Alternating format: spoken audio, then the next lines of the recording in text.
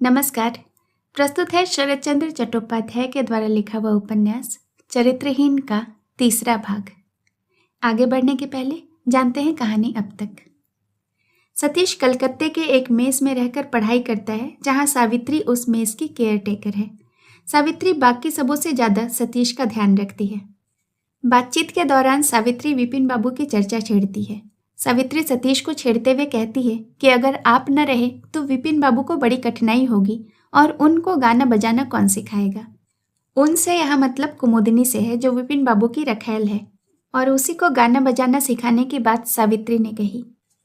बातों ही बातों में सावित्री कहती है कि विपिन बाबू उसे अपने यहाँ काम के लिए बुला रहे हैं और वहाँ काम कम और पैसे ज़्यादा हैं। यह सुनकर सतीश आग बबूला होकर विपिन बाबू से लड़ने जाने लगता है, पर सावित्री उसे कमरे में बंद कर देती है।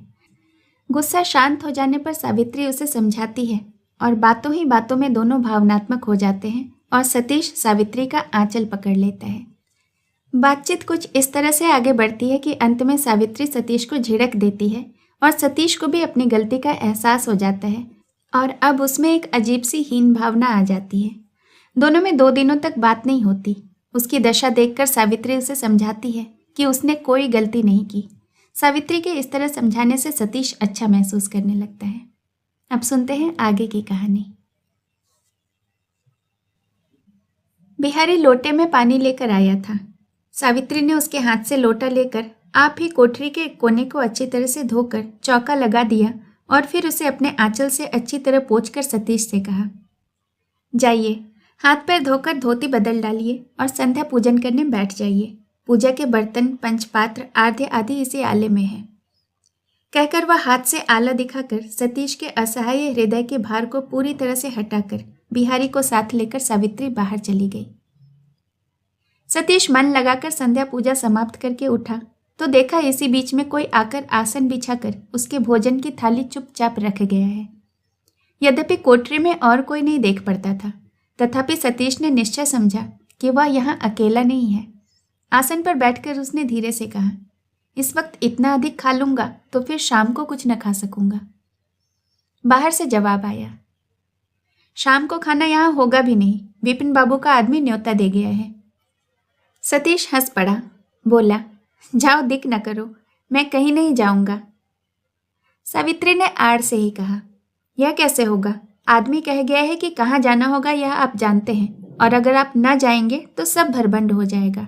गाना बजाना बीच में ही होने दो कहकर सतीश ने यह प्रसंग बंद कर दिया और वह चुपचाप भोजन करने लगा। भोजन कर चुकने पर बिछौने के सिरहाने लैंप लगाकर रख लिया और अच्छे लड़के की तरह एक डॉक्टरी की किताब खोलकर चित्त लेट गया, किंतु उसमें किसी तरह मन नहीं लगा। उसका दुश्चिंताग्रस्त मन बंधन मुक्त घोड़े की तरह बिना प्रयोजन के सब ओर चक्कर काटने लगा। उस समय रसोई में भोजन सामग्री चूल्हे पर चढ़ाकर रसोइया महाराज बिहारी से गांजा मलवा रहा था और राखाल बाबू की कोठरी में चौरस का कोलाहल क्रमशः बढ़ता जा रहा था। सतीश ने पुकारा, सावित्री। सावित्री उस समय भी चौखट के बाहर ही बैठी थी। बोली, जी। सतीश ने कहा, विपिन बाबू की दावत में जाना महापाप है। बिना समझे मैंने पाप अवश्य किया है, पर समझ बूझकर अब कभी नहीं करूंगा। सावित्री ने बाहर से ही पूछा, पाप क्यों है? सतीश ने कहा, मैं जानता हूं कि किस जगह उसका गाने बजाने का आयोजन चल रहा है। केवल उस स्थान पर जाना ही महापाप है। सावित्री, अच्छा तो ऐसी जगह न जाइएगा। सतीश ने उत्तेजित होकर कहा, निश्चय ही न जाऊंगा, लेकिन वे लोग सहज में मुझे छोड़ देंगे ऐसा नहीं जान पड़ता, इसलिए पहले से ही तुम्हें सावधान किए देता हूँ। अगर कोई मुझे लेने आवे तो उसे वहीं से लौटा देना। कह देना मैं घर में नहीं हूँ, रात में लौटूंगा। समझ गई? सावित्री ने कहा, जी समझ गई। सतीश अपनी समझ में एक कर्तव्य का पालन करके एक सांस छोड़कर क्षण भर चुप रहा, फिर बोला, कहीं से ठंडी हवा आ रही है सावित्री, खिड़कियां दोनों बंद कर दो। सावित्री कोठरी में आकर खिड़कियां बंद करने लगी। सतीश उसकी ओर एकटक ताकने लगा। देखते देखते अकस्मात कृतज्ञता से उसका हृदय भर गया। स्निग्ध स्वर में उसने पूछा, अच्छा सावित्री, तुम अपने आप को नीच स्त्री क्यों कहती हो? सावित्री घूमकर खड़ी हो गई, बोली, सच बात न कहूं? सतीश ने कहा, यह बात कभी भी सच नहीं है। तुम गले तक गंगा जी में खड़े रहकर भी यह बात कहो तो भी मैं इस पर विश्वास नहीं करूंगा। सावित्री ने मुस्कुराकर कहा, क्यों नहीं करेंगे? सतीश ने कहा, यह मैं नहीं जानता। जान पड़ता है सच नहीं है, इसी से विश्वास नहीं होता। नीच की तरह तो तुम्हारा व्यवहार नहीं है, बातचीत भी नहीं है। इतना पढ़ा लिखा भी तुमने कहा। सावित्री पास ही फर्श पर बैठ गई और फिर हंसकर बोली, इतना? कितना? जरा सुनो तो। सतीश ने इसी की व्याख्यान करने के लिए खुली किताब रखकर कुछ कहने के लिए मुंह खोला तो वह खोले ही रह गया। बाहर थोड़ी दूरी पर तेजी से जूतों का शब्द सुनाई दिया और क्षण भर बाद ही उसी की कोठरी के बहुत निकट मतवाले स्वर में किसी ने जोर से पुकारा, सतीश बाबू। सतीश समझ गया कि ये विपिन के दल के आदमी हैं और उसे पकड़कर ले जाने के लिए आए हैं। वह कुछ नहीं बोला। उसके चेहरे का रंग उड़ गया। उसने झट फूंक मारकर लैंप बुझा दिया और कंबल ओढ़कर लेट गया। पास ही फर्श पर बैठी हुई सावित्री व्याकुल होकर कह उठी, यह क्या किया? इसके बाद ही अंधकार में दरवाजे के सामने दो मूर्तियां आकर खड़ी हो गई। एक जने ने कहा, यही तो है सतीश बाबू की कोठरी। दूसरे आदमी ने कहा, नौकर ने तो कहा था कि बाबू कोठरी में ही हैं। प्रथम व्यक्ति ने कुछ बिगड़ कर कहा, कोठरी में तो अंधेरा है, भले आदमी क्या संध्या के समय घर में पड़े रहते हैं? तुम सरीखे। दूसरे आदमी ने इसके उत्तर में अस्पष्ट स्वर में कुछ कहकर चटपट पॉकेट टटोलकर दिया सलाई की डिबिया निकाली और अनिश्चित भाव से कांपते हुए हाथ से दिया सलाई घसीटने लगा।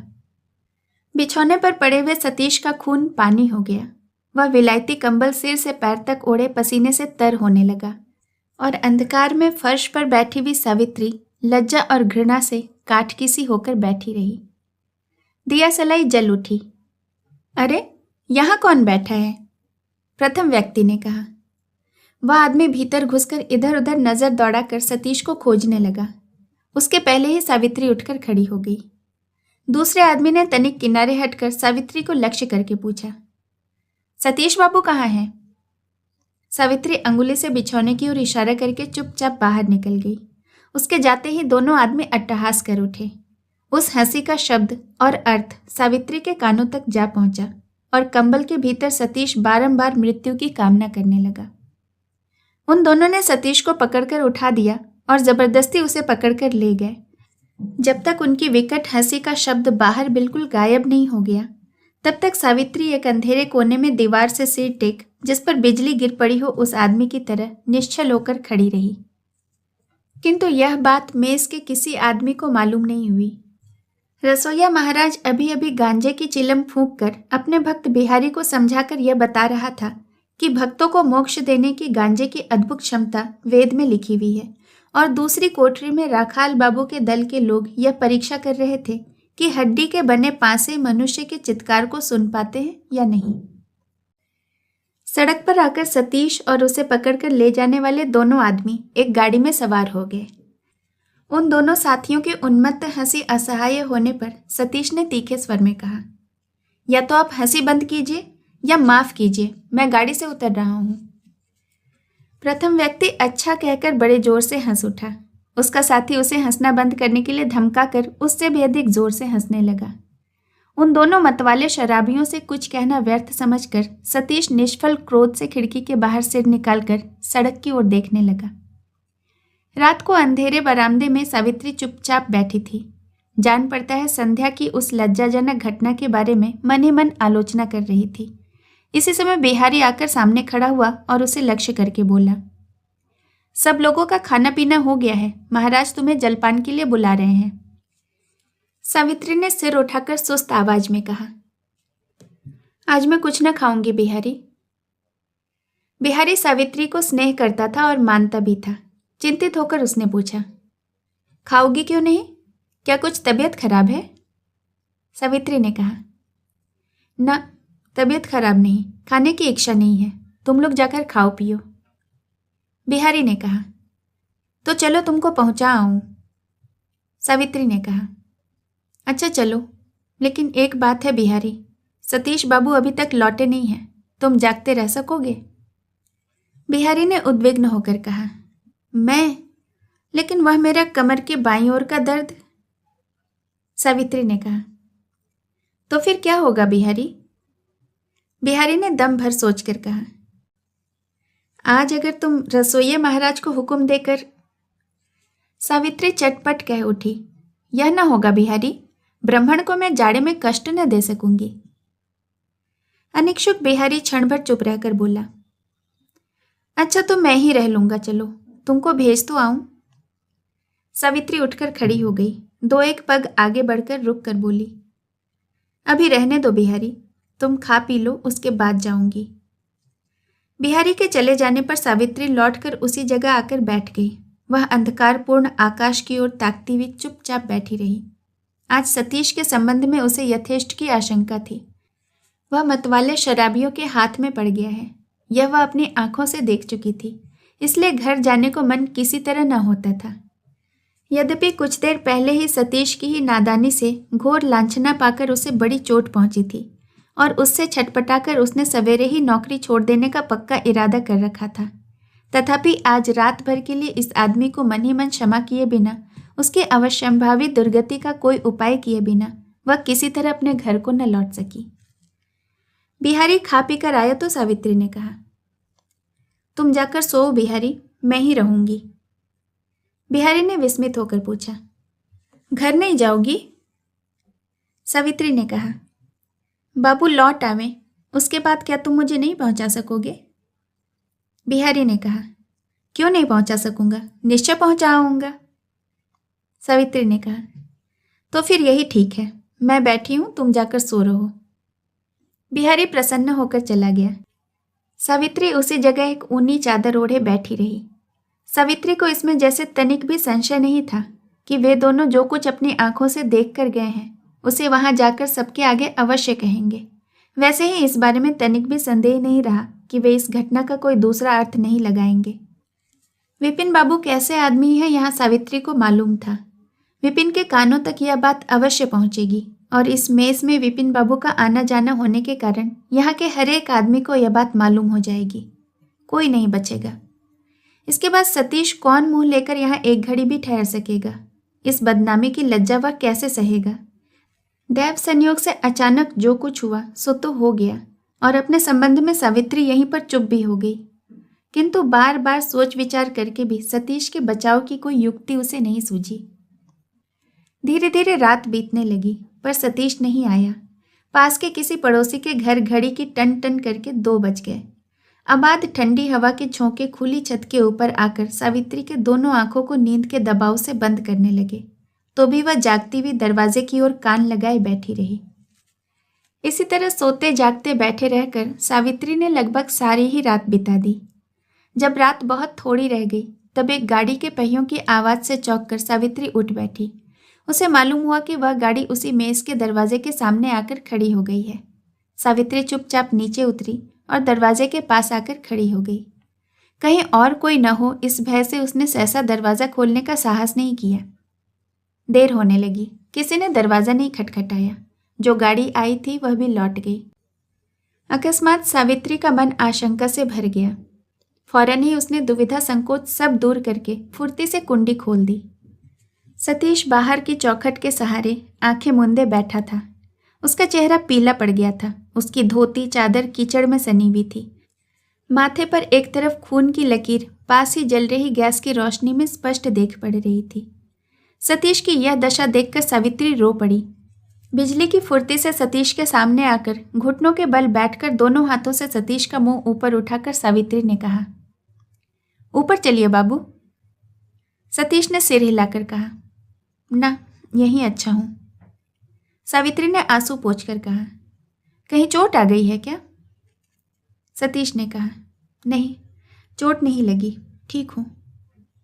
सावित्री ने कहा, यह तो सड़क है, घर में तो चलिए।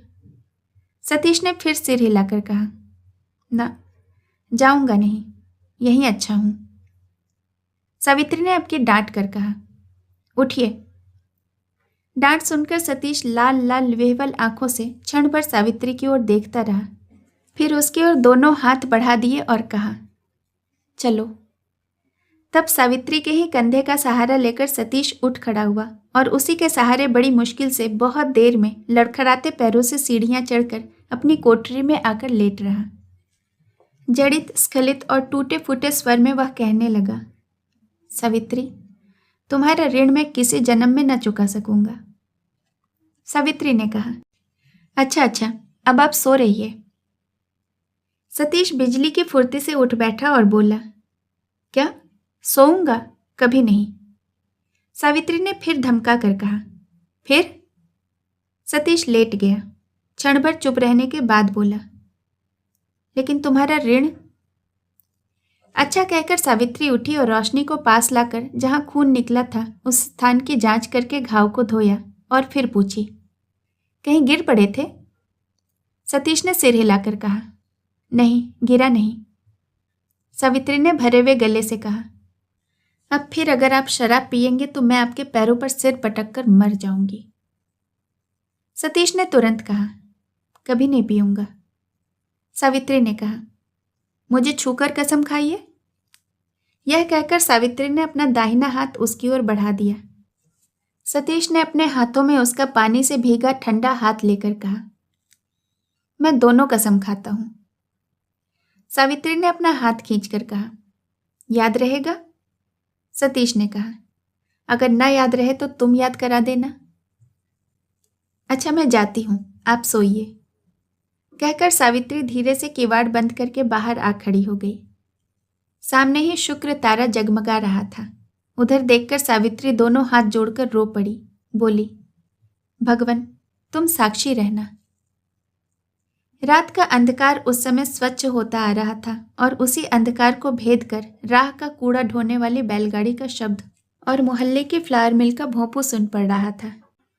सावित्री जल्दी जल्दी नीचे उतरकर रसोई घर के एक कोने में चादर ओढ़कर लेट गई और लेटते ही खुमारी से भरी हुई उसकी आंखें बंद हो गईं।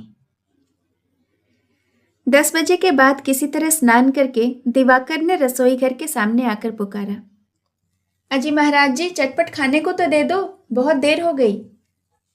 पास ही भंडार था।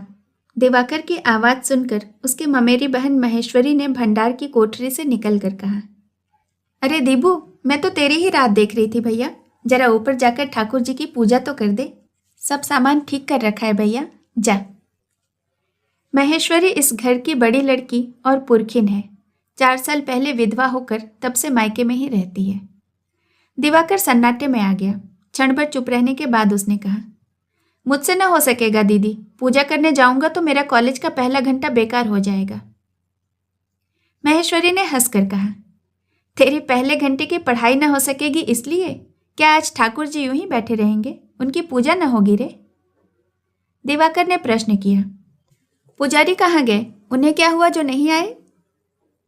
महेश्वरी ने कहा, वह तो बाबूजी के साथ चौसर खेलने में जुटे हैं, कोई ठिकाना नहीं वहां से कब उठेंगे। दिवाकर, मंझले दादा से कहो ना दीदी, आज तो उनकी कचहरी बंद है। महेश्वरी, अरे धीरेन की तो कल से तबीयत ही अच्छी नहीं है, वह स्नान नहीं करेगा, फिर ठाकुर जी की पूजा कैसे करेगा? दिवाकर, तो फिर छोटे दादा से कहो, वह तो 12 बजे के बाद कचहरी जाते हैं, उनके जाने में तो अभी देर है। महेश्वरी ने खींच कर कहा, तू तो ऐसी बहस करने लगता है जिसका कोई ठिकाना नहीं दीबू। कल रात को ओपन थिएटर देखने गया था, अभी तक सो कर नहीं उठा। इतना दिन चढ़ गया है, मुंह नहीं धोया, चाय नहीं पी। रात जागने के बाद उसकी तबीयत क्या ठीक रहेगी? इसके सिवाय वह क्या कभी पूजा करता है जो आज पूजा करेगा? इधर रसोइया ब्राह्मण थाली परोसकर बुला रहा था। दिवाकर ने कहा, किसी न किसी काम के बहाने कोई न कोई विघ्न आकर प्रायः ही नित्य मेरी पढ़ाई का पहला घंटा व्यर्थ कर देता है। मैं परीक्षा कैसे दूंगा? महेश्वरी को क्रोध आ रहा था। बोली, परीक्षा न देने से भी शायद काम चल जाएगा, मगर ठाकुर जी की पूजा किए बिना नहीं चल सकता। खड़े खड़े तुम्हारे साथ बहस करने के लिए मेरे पास समय नहीं है, और भी काम करना है। रसोइये ने पुकार कर कहा, दिया बाबू, थाली परोसे खड़ा हूं, आइए ना जल्दी। महेश्वरी ने उसे डांटा, तुम्हें तनिक भी अकल नहीं है महाराज, मैं उसे पूजा करने के लिए भेज रही हूं और तुम उसे खाने को बुला रहे हो। थाली उठाकर ले जाओ, पूजा करावे तब देना। कहकर वह भंडारे की कोठरी में घुस गई। दिवाकर दम भर कुछ स्तब्ध सा खड़ा रहा, फिर धीरे धीरे ऊपर चला गया। वहां पूजा की सब तैयारियां करी हुई रखी हुई थी। घर में शालिग्राम की एक शिला मूर्ति स्थापित थी। उसी की नित्य पूजा के लिए एक पुरोहित नियुक्त हैं जो घर में ही रहते हैं। घर के पुरखा शिवप्रसाद बाबू की तरह उन्हें भी चौसर खेलने की लत है। शिवप्रसाद कुछ दिन हुए सरकारी नौकरी से पेंशन लेकर अपने पचाह के घर में आ गए हैं। सवेरे चाय पीने के बाद ही पुरोहित महाराज की पुकार होती है। शिवप्रसाद नौकर से कहते हैं, भूतो, पुजारी जी को जरा बुला ला, एक बाजी चौसर की हो जाए। इसके बाद चौसर शुरू होने पर एक बाजी दो बाजी करके जो सिलसिला शुरू होता है तो क्रमशः दिन चढ़ता जाता है और पुजारी जी को पूजा करने की छुट्टी नहीं मिलती। पहले महेश्वरी पूजा के तगादे के साथ नौकर को भेजती थी, किंतु उठते उठते पुजारी जी का उठना नहीं हो पाता था। पूजा का समय बीत जाता था। शिवप्रसाद या पुजारी किसी को इसका ख्याल न होता था। आजकल शिवप्रसाद का शरीर ठीक नहीं रहता, लेकिन खेल का नशा उन पर सवार रहता है। पिता का मन बहला रहता है, यही अच्छा है, यह सोचकर महेश्वरी अब पुजारी को नहीं बुलाती। इससे उससे अर्थात अधिकतर दिवाकर से नित्य ठाकुर जी की पूजा करा लेती है। सवेरे चाय पीने का अभ्यास या अवकाश दिवाकर को नहीं था। नित्य सवेरे ही उसे नौकर के साथ बाजार में सौदा लेने जाना पड़ता था। आज बाजार से लौटकर किसी तरह स्नान आदि नित्य कर्म करके वह भोजन करने आया था। दिवाकर पूजा करने गया, किंतु आसन पर बैठकर सोचने लगा। पराए घर में रहने का यही सुख है। यद्यपि वह होश संभालने के बाद से ही इसी पराए घर में रह रहा है और यहाँ के अनेक दुख कष्ट अच्छी तरह सहने का अभ्यास भी उसे हो गया है, तथापि मनुष्य की जो चीज किसी भी दुख कष्ट से नहीं मरती, वह भविष्य की आशा करके हृदय के भीतर सिर उठाकर गर्दन टेढ़ी करके उठ खड़ी हुई। क्रोध के मारे उसके शरीर में जैसे आग लग गई। उसने सिंहासन से ठाकुर जी को चट से उतारकर तांबे के पात्र में डाल दिया और बिना मंत्र उच्चारण किए पानी डालकर उठाकर रख दिया। फूल चढ़ाना, तुलसी पत्र अर्पण करना, घंटा बजाना आदि कामों को अभ्यास के कारण उसके हाथ बराबर करते रहे, किंतु विद्वेष की ज्वाला से उसकी जीभ जैसे जकड़ गई। वह एक भी मंत्र उच्चारण नहीं कर सका। इस तरह पूजा का तमाशा समाप्त करके जब वह खड़ा हुआ, तब उसके मन में आया कि पूजा तो बिल्कुल ही नहीं हुई। फिर पूजा करने बैठे या नहीं, इस तरह की दुविधा उसके मन में एक बार अवश्य आई, किंतु इसके साथ ही उसे ख्याल आया कि उसके कॉलेज का पहला घंटा समाप्त हो रहा है। बस फिर किसी और दृष्टिपात न करके वह तेजी से सीढ़ियां उतरता हुआ नीचे आ गया। वह सीधा बाहर चला जा रहा था कि भंडार के भीतर से महेश्वरी ने देख लिया। उन्होंने पुकार कर कहा, खाकर न जाएगा? दिवाकर ने कहा, ना, समय नहीं है। महेश्वरी ने कहा, तो फिर कॉलेज से जरा जल्दी आ जाना। ओ महाराज, देख दीवा बाबू के खाने का सब सामान ठीक रहे। दिवाकर कुछ उत्तर न देकर चला गया। बाहर कमरे में जहां वह रहता था आकर जब वह कपड़े पहनने लगा, तब उसकी आंखों में आंसू भर आए। सामने के बैठक से उस समय भी चौसर के खिलाड़ियों की हुंकार पड़ रही थी। एकाएक दरवाजे के पास किसी के पैरों की आहट पाकर दिवाकर ने घूम कर देखा। नौकरानी खड़ी है।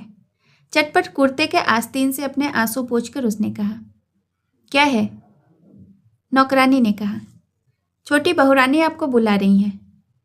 दिवाकर ने कहा, आता हूं, तुम चलो। नौकरानी के चले जाने पर दिवाकर ने अपनी छोटी टाइम पीस की ओर देखा, फिर क्षण भर इधर उधर करके हाथ की किताबें टेबल पर रख दी और कुर्ते के आस्तीन से फिर एक बार अच्छी तरह आंखों को पोंछकर वह भीतर चला गया। दिवाकर को बुलाने के लिए मेहरी को भेजकर सुरबाला यानी उपेन की स्त्री अपने कमरे के सामने खड़ी होकर उसकी प्रतीक्षा कर रही थी। दिवाकर ने पास आकर पूछा, क्या है भाभी? सुरबाला दिवाकर से सामने से नहीं बोलती, आड़ में रहती है। सिर पर का आंचल जरा और आगे खींचकर उसने कहा, जरा भीतर आ जाओ। और फिर भीतर आकर अंगुली से एक और इशारा करके दिखाया। फर्श के ऊपर आसन बिछा था। उसके पास एक कटोरे में दूध और रकाबी में 2-4 संदेश रखे थे। सुरबाला ने कहा, लो खा लो, फिर स्कूल जाओ। दिवाकर कुछ न कह के भोजन करने लगा।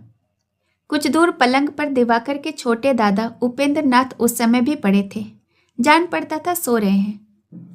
दिवाकर जब खा पीकर चला गया, तब सिर उठाकर स्त्री को बुलाकर उन्होंने पूछा, यह सब क्या है? सुरबाला खाने की जगह साफ कर रही थी। पति की आवाज सुनकर चौंक उठी और बोली, क्या तुम जाग रहे हो? उपेन ने कहा, 2 घंटे से जाग रहा हूं। दिन के 11 बजे तक भला कोई आदमी सो सकता है? सुरबाला ने कहा, तुम सो सकते हो, नहीं तो आदमी के 11 बजे तक पड़ा रह सकता है?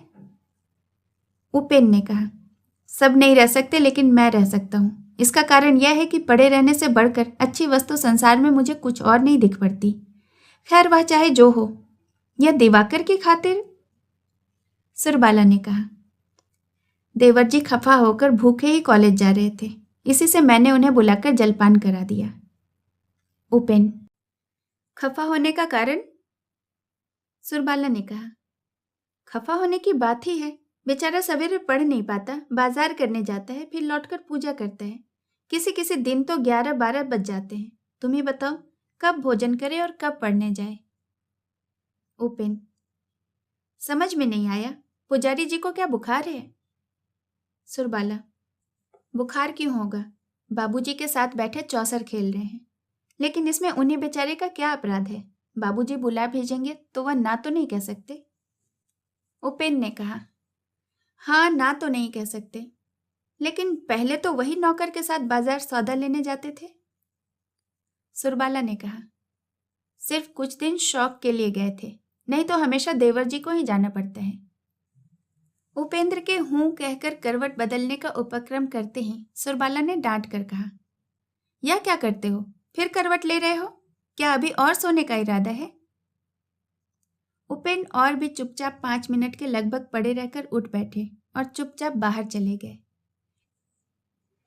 यह सोचते सोचते कि उस दिन ठाकुर जी की पूजा नहीं हुई, दिवाकर अप्रसन्न मुख से धीरे धीरे कॉलेज गया। घर में अभी जो कुछ हुआ उसकी आलोचना के अलावा वह सोच रहा था कि आज ठाकुर जी की पूजा नहीं हुई। बहुत दिनों से अनेक असुविधा भोग कर भी दिवाकर ने कभी इस काम में लापरवाही नहीं की। वह बेगार की तरह नहीं, मन लगाकर ठाकुर जी की पूजा करता आया है। ठाकुर पूजा की अवहेलना करने का ख्याल भी उसके मन में नहीं आया। विशेष रूप से इसी कारण से आज की नाम मात्र की पूजा को स्मरण करके वह पीड़ित हो रहा था।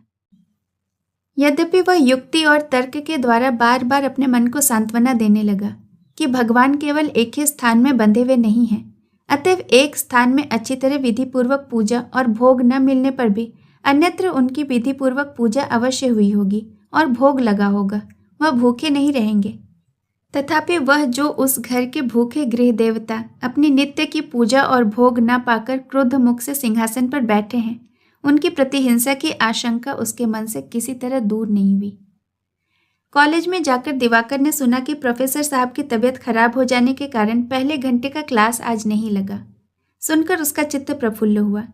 परीक्षा निकट होने के कारण कॉलेज के विद्यार्थी हाजिरी के हिसाब से कॉलेज में क्लर्क को घेरे हुए थे और छात्र इसी मतलब से ऑफिस रूम की ओर जाने का उद्योग कर रहे थे। दिवाकर भी उधर जाने के लिए प्रस्तुत हुआ, किंतु ऑफिस के सामने आकर ठाकुर जी की पूजा विधि पूर्वक न होने की याद आते ही वहीं खड़ा हो गया। एक विद्यार्थी ने पूछा, खड़े क्यों हो गए? दिवाकर ने संक्षेप में उत्तर दिया, आज नहीं सही। विद्यार्थी, नहीं सही क्या? आओ ना, आज ही हिसाब देख लेंगे। नहीं, आज रहने दो, कहकर वह लौट आया। अपनी हाजिरी पूरे होने के संबंध में उसके मन में यथेष्ट संदेह था। उस संदेह का निर्णय करने का साहस आज के दिन उसे किसी तरह नहीं हुआ। भोजन न करके आने पर भी दिवाकर को घर लौटने की जल्दी नहीं थी। अनेक कारणों से आज उसे भूख नहीं थी। छुट्टी के बाद कॉलेज के फाटक के पास उसने देखा कि उसके क्लास यानी बीए के छात्रों का दल दूर खड़ा हुआ जोर शोर से बहस और कोलाहल कर रहा है। दिवाकर दूसरी ओर मुंह फेरकर वहां से खिसक गया और जो रास्ता गंगा तट को गया था उसी ओर चला गया। गंगा का टूटा फूटा पक्का घाट किसी मुर्दे के ढांचे की तरह उजड़ा पड़ा हुआ था। एक दिन इस ढांचे में हाड़ मांस का शरीर था, रूप था, प्राण थे। यह खबर जगह जगह ईंटों के टूटे फूटे ढेर दे रहे थे। कब किसने इस घाट को घाट बनवाया था, यहाँ कौन लोग आकर बैठते थे, कौन लोग स्नान करते थे, इसकी साक्षी कहीं कुछ मौजूद न थी। शीतकाल की शीर्ण शरीर वाली गंगा की धारा उसी घाट के एक किनारे अविराम गति से एक ही चाल से समुद्र की ओर भागी जा रही थी। किनारे पर कछार में खेत था। उसमें उगे हुए जौ की बालें सिर उठाए धूप की गर्मी और गंगा की ठंडी हवा का सेवन कर रही थीं। खेत के बगल में बालू पर एक संकरी पगडंडी थी। उसी राह से दिवाकर घाट पर आकर खड़ा हो गया। एक और छोटे से ईंटों के ढेर पर उसने जूते उतार कर रख दिए। फिर कुर्ता उतार कर उस पर भारी जिल्द वाली पाठ्य की पुस्तकें रख दी। इसके बाद जल में उतरकर हाथ मुंह धोकर सिर पर गंगा जल छिड़क कर उसने भूखे रहकर गृह देवता का ध्यान किया। आदि से अंत तक पूजा के सब मंत्र सावधानी से उच्चारण करके एक अंजलि जल अर्पण करके प्रणाम करने के बाद जब वो उठ खड़ा हुआ तब उसके हृदय का बोझ बहुत कुछ हल्का हो गया था। कुर्ता और जूते पहनकर किताबें हाथ में लेकर जब वह वहां से चला, उस समय भी कुछ दिन बाकी था। कुछ स्थानीय स्त्रियां घाट पर बैठी सज्जी से सिर मल रही थीं। सुरबाला के पिता ठेकेदारी के काम में बहुत सी संपत्ति पैदा करके अपने बक्सर के घर में रह रहे थे। उनकी 2 लड़कियां थीं। बड़ी सुरबाला थी और छोटी का नाम शची था। शची का अभी ब्याह नहीं हुआ था, वह बाप के पास बक्सर में ही थी। शेष कहानी अगले भाग में। कहानी सुनने के लिए बहुत बहुत धन्यवाद।